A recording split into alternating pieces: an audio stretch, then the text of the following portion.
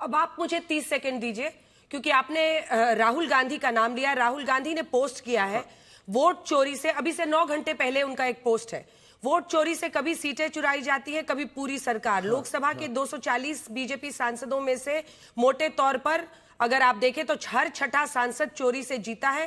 पहचानना मुश्किल नहीं, क्या उन्हें बीजेपी की भाषा में घुसपैठिए कहें या हरियाणा, वहां तो पूरी सरकार ही घुसपैठिया है। जो संस्थाएं अपनी जेब में रखते हैं, जो मतदाता सूची और चुनावी प्रक्रिया को तोड़ मरोड़ देते हैं, वो रिमोट कंट्रोल्ड है। उन्हें असली डर सच्चाई का है, क्योंकि निष्पक्ष चुनाव हो जाए तो आज ये 140 के पास भी नहीं जीत सकते, ऐसा राहुल गांधी कह रहे हैं। तो निष्पक्ष चुनाव का मतलब क्या है? क्या यहां में कोई आर्मी ने वोटिंग करवाया है क्या? कोई यहां में कोई लोगों ने आपको बताया है कि असम का लोगों ने आपको बताया है कि इस चुनाव में कुछ गड़बड़ी हुआ है? राहुल गांधी तो ओमान में है, उनको कैसे मालूम हुआ असम में चुनाव कैसे हुआ? आपको कैसे पता चल गया वो ओमान में है? अगर असम में चुनाव निष्पक्ष, वो तो सोशल मीडिया में पूरा पब्लिसिटी है, कैप लगा के घूम रहा है उधर। यहां कांग्रेस हारा है, वहां वो लाइफ एंजॉय कर रहे। अच्छा, आप मुझे बताइए, एक समय केरला का चुनाव हुए, पश्चिम बंगाल का चुनाव हुए, असम का चुनाव हुए, असम एंड बांग्ला का चुनाव चोरी हुए और केरला का चुनाव निष्पक्ष हुए। असम और बंगाल का ईवीएम गलत है, केरला का ईवीएम सही है। असम और बांग्ला में चोरी हुए, तमिलनाडु और केरला में कुछ नहीं हुए। तो ये या तो एक क्रिमिनल बोल सकता है, नहीं तो एक पागल बोल सकता है, नहीं तो जो भारत का दुश्मन है वही लोग ऐसा बोल सकता है, दुनिया में हमारा प्रतिष्ठा को नष्ट करने के लिए। ममता बनर्जी ने अपने अभी मुझे बताइए, इंडिया टुडे का गलत है, आज तक करेक्ट है। अच्छा, तो आप लोग का एक ही चैनल है, इंडिया टुडे गलत है, आज तक अच्छा है, ये हो सकता है क्या? अगर गलत है, पिक्चर क्वालिटी अच्छा नहीं है, तो दोनों टीवी का क्वालिटी अच्छा नहीं है। लेकिन एक ही चैनल, एक ही कार्यालय, तो एक में हमको अच्छा नहीं देख रहा हूं, दूसरा में हमें अच्छा देख रहा हूं, ऐसा हो सकता है क्या? तो राहुल गांधी अगर अच्छा राजनेता होते थे, वो बोलते थे असम और बंगाल का चुनाव गलत है और केरला का चुनाव भी गलत है, पूरा पासु प्रदेश का चुनाव गलत है। बट आप क्यों हमें ह्यूमिलेट करते हो? असम का साथ आपका दुश्मनी क्या है? केरला अच्छा है, असम खराब है, तमिलनाडु अच्छा है, असम खराब है। आप इसी का कारण असम का लोग आपको ये ट्रीटमेंट दिया है। ठीक है, अब अगले सवाल पर आते हैं, आप पर फोकस करते हैं। हेमंत बिस्वा शर्मा जी, आप कांग्रेस से साल 2015 में आए, जिसका मैंने पहले भी रेफरेंस दिया। साल 2011 में जब बीजेपी चुनाव लड़ी थी तो उसकी 5 सीटें आई थी, वहां से लेकर 82 सीटों का ये सफर है। इस बार आपके चेहरे पर चुनाव लड़ा गया और अब चर्चा हो रही है कि जैसे देवेंद्र फडणवीस महाराष्ट्र में है, इधर योगी आदित्यनाथ उत्तर प्रदेश में है, वैसे हेमंत बिस्वा शर्मा असम के एक बड़े ताकतवर बीजेपी नेता बन रहे हैं। आप इसको किस तरह से देखते हैं? क्या आने वाले दिनों में असम के बाहर भी, आने वाले वक्त में भारतीय जनता पार्टी के नेशनल लीडरशिप की लिस्ट में भी आपकी ताकत बढ़ेगी? देखिए अंजना जी, एक थोड़ा सा इसमें एक डिफरेंस है। असम में जो हम लोग कर रहा हूं, ये हमारे लिए जीने और मरने का लड़ाई है। We are fighting a battle in Assam against Bangladeshi घुसपैठिया and to secure Assamese identity। मेरा जीवन ही, जब मैं क्लास 5 में थे तब मैं असम एजुटेशन में शामिल हुए थे 1979। मेरा जीवन ही असम को सुरक्षित करने के लिए समर्पित है। तो मेरा पॉलिटिकली दिल्ली जाना, नेशनल लीडरशिप होना, ये एक अलग ट्रेजेक्टरी है, लेकिन मेरा जो काम है ये असम को सुरक्षित करने का काम है। इसीलिए हमारे लिए जो हम लोग जो राजनीति कर रहा हूं, ये राजनीति हमारे लिए जीने और मरने का है। बाकी एक पॉलिटिकल सब लोगों का ऊपर जाते हैं, अच्छा पोजीशन लेते हैं, लेना भी चाहिए, अच्छा काम करते हैं। लेकिन हम लोग हमारा जो पीढ़ी असम में राजनीति कर रहा हूं, हम लोगों के लिए असम का सुरक्षा सबसे ज्यादा इंपॉर्टेंट है। बाकी हमारा पार्टी का अपना अंदाज है, काम करने का अपना तरीका है। पार्टी का मैं कार्यकर्ता हूं, पार्टी जो निर्णय होगा वो निर्णय होते रहेगा। लेकिन हमारे लिए politics is not a politics like what we do in the ordinary level. हमारे लिए पॉलिटिक्स है असम को सुरक्षित करने का एक लाइफ लॉन्ग मिशन है, लाइफ लॉन्ग एम्बिशन है। कई लोग ये भी मानते हैं कि महिलाओं का आपको इसलिए वोट मिला है, इस पर जरा आती हूं कि स्कीम्स पर बड़ी चर्चा होती रही है। हालांकि इस चुनाव ने डिफाई कर दिया। 1500 रुपया पश्चिम बंगाल में ममता बनर्जी भी देती थी और अनुसूचित जाति के लोगों, मतलब दलितों को वो 1700 महिलाओं को देती थी, लेकिन वो हार गई। आपने भी वहां पर पैसा दिया और एक साथ आपने बिहू बोनस ज्वाइन करके, जितना मुझे याद आ रहा है 8000 या 9000 दिया था आपने। क्या उसकी भी भूमिका रही आपको चुनाव? 9000। क्या उसकी भी भूमिका रही आपको चुनाव जिताने?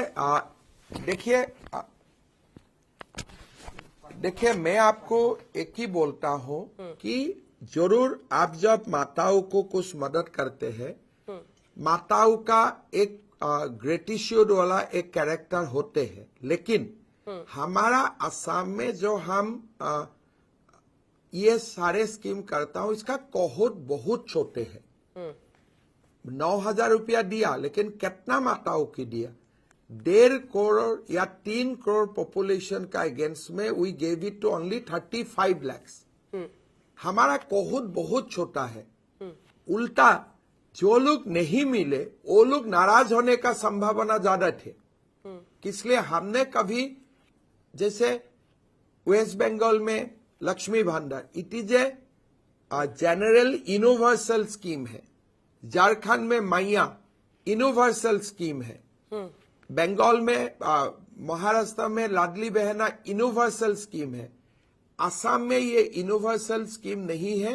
बहुत ही छोटे कहूट में हम लोगों ने कुछ करने का काम किया।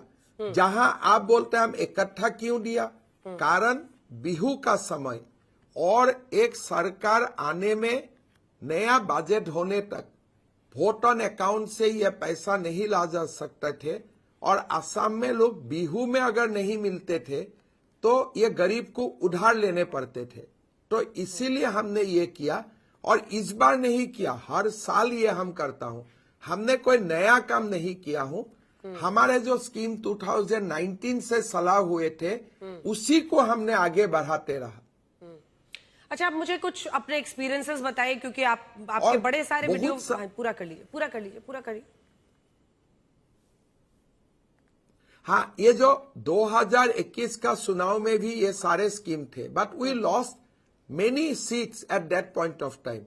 तो ठीक है, थोड़ा मदद मिलते हैं, लेकिन यही एक एब्सोल्यूट रीजन नहीं हो सकता है। अगर गांव का रोड खराब है तो 1000 रुपया पॉकेट में जाने से, गांव का अगर हॉस्पिटल में डॉक्टर मेडिसिन नहीं है, स्कूल में टीचर नहीं है, पीने के लिए पानी नहीं है, I think this only cash transfer is not the ultimate medicine कि आप इसी से चुनाव जीत जाएगा। बिल्कुल, मैं भी यही मानती हूँ कि महिलाओं को ओवर सिंप्लीफाई भी नहीं करना चाहिए कि सिर्फ पैसे की वजह से वो वोट दे देंगी किसी पार्टी को। लेकिन हेमंत बिस्वा शर्मा जी, इस जनादेश ने आपके ऊपर बहुत बड़ी जिम्मेदारी भी डाली है। असम में जिस सुरक्षा की आप बात कर रहे हैं, प्रॉमिस कर रहे हैं, मैं भी वहां लोगों से मिली, उन्हें बहुत उम्मीदें हैं आपसे और वो चाहते हैं कि आप हर घर में किसी ना किसी तरीके से परिवर्तन लाएं, हर आदमी को किसी ना किसी तरीके से आपका काम छुए। अब ऑन अ लाइटर नोट, चूंकि इस इंटरव्यू के अंतिम हिस्से में मैं आ रही हूं, तो 2-3 हल्के फुल्के प्रश्न मैं करना चाह रही थी। आपके एक्सपीरियंसेस मैं पूछना चाह रही थी, क्योंकि बड़े सारे वीडियो वायरल हो रहे हैं। कोई आपसे आपके स्किन के बारे में पूछता है, कोई आपसे आपके रूटीन के बारे में पूछ रहा है, महिलाएं, बच्चियां सब आपसे इंटरैक्ट कर रही हैं। तो आप उनको क्या कहते हैं? कुछ अगर चुनाव के वक्त प्रचार के दौरान के आपका अनुभव रहे तो बताइए हमारे दर्शकों को, जो दिलचस्प वाले हो वही। तो मेरा आपको मैं इतना ही एक्सपीरियंस बताऊंगा। असम में मैं जब भी चुनाव में जाता हूं या सभा में जाता हूं, 80 इयर्स का ग्रैंड मदर से लेकर 16 साल तक जो कॉलेज गोइंग गर्ल्स है, सभी लोग मुझे पकड़ लेते हैं, मतलब इन ए पॉजिटिव सेंस। हमें सुम्मा भी दे देते हैं और पूरा नाखून से पकड़ के मेरा खून भी निकाल देते हैं। तो मेरा आशीर्वाद यात्रा किया, हर दिन कम से कम मेरा नाखून से काटने का कारण हर दिन मेरा 40 या 50 इंजुरी होते थे। हमें टिटेनस टॉक्साइड से लेकर गमसा से उसको कवर करने तक बहुत सारे हम लोगों ने फेस किया। और ये एक बहुत ही प्यार मोहब्बत, एक बहुत भी, किसी ने मुझे अपना भाई, किसी ने मुझको बेटा, उसी लेवल में हम लोग ने मिलके चुनाव को संभाला। अगर कोई हस्बैंड एंड वाइफ एक साथ है, वाइफ मुझे बोल देते हैं आई लव यू, मैं भी उनको बोल देता हूँ आई लव यू, तब हस्बैंड भी मुझको बोलते हैं आई ऑल्सो लव यू। तो ऐसा हम लोगों ने असम में एक परिवार जैसा माहौल मिले। दूसरा, हमने देखा इस चुनाव में अब बहुत सीरियस बात बोलते हैं, कोई लोग समझते हैं, कोई लोग नहीं समझते हैं, लेकिन एक अच्छा अगर आपका पास थीम सॉन्ग होते हैं, सारा स्कीम, सारा बातें आप जो बोलना चाहते हैं ये समाहित हो जाते हैं। उसी गान को आप अगर गाते हैं, नाचते हैं, लोगों में जबरदस्त मैसेज जाते हैं। असम में गाने हैं, मैं असमीज में बोलता हूं, फिर मैं हिंदी बोलता हूं। आको एबार मोदी सरकार, और एक बार मोदी सरकार, ये जो गाना है, ये गाना असम का हिस्ट्री में सबसे हिट सॉन्ग है। किसलिए ये गाना असम का हर परिवार, हर माता, हर पिता, हर बेटा, हर बेटी जानते हैं। और इस गान अगर कहीं भी बजा दिया जाता है, लोग नाचना शुरू कर देते हैं। किसलिए ये गान में ये जो पर्टिकुलर एक गाना प्रस्तुत किया गया, उसमें पूरा बीजेपी का मैसेज है, डेवलपमेंट का बात है। अगर मीटिंग में मैं भाषण भी ना दो, खाली ये गाना को बजा के हम लोग नाचते हो, मेरा मीटिंग कंप्लीट हो जाते हैं। मैं कोई सारा मीटिंग में स्पीच नहीं दिया, खाली 3 बार ये गाना को बजा के हम लोग ने नाचे और मैं फिर सल वहां पास आ गया। समय का कम था, फटाफट 15 मिनट्स में मेरा मीटिंग ओवर भी हो जाते थे।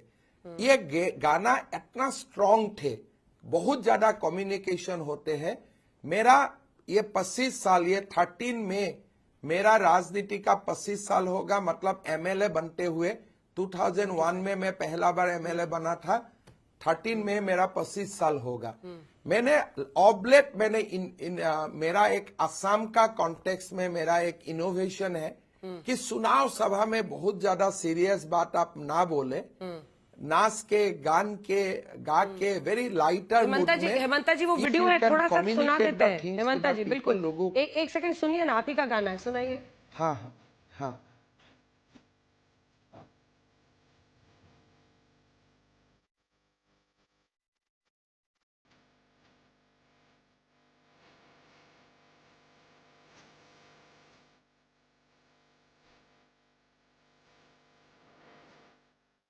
का मंत्र भी जनता ने सुना और जो आपने पहले किया है वो भी देखा है। जितना बड़ा जनादेश उतनी बड़ी जिम्मेदारी। अंजना जी मैं 1 मिनट लेता हूँ, जल्दी से। अंजना जी मैं 1 मिनट लेता हूँ जी। 1 सेकंड। आपने ये गान का सुने, इसमें हमने क्या बोला कि मोदी जी ने स्किल इंडिया किया, भूपेन हजारिका को भारत रत्न दिया, असम में ब्रह्मपुत्र का ऊपर 3 पुल बनाया।